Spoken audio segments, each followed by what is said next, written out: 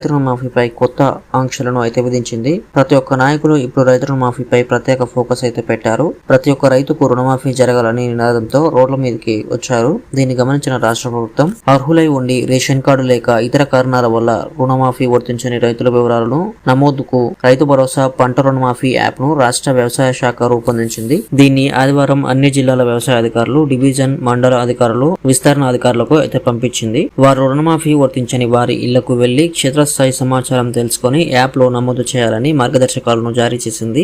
నమోదు అనంతరం రైతుల నుంచి ధృవీకరణ పత్రం తీసుకోవాలని, స్థానిక పంచాయతీ కార్యదర్శి సంతకం తీసుకోవాలని సూచించింది. ముందుగా ప్రయోగాత్మకంగా కొందరి రైతుల వివరాలను నమోదు చేసి పరీక్షించాలని ఆదేశించింది.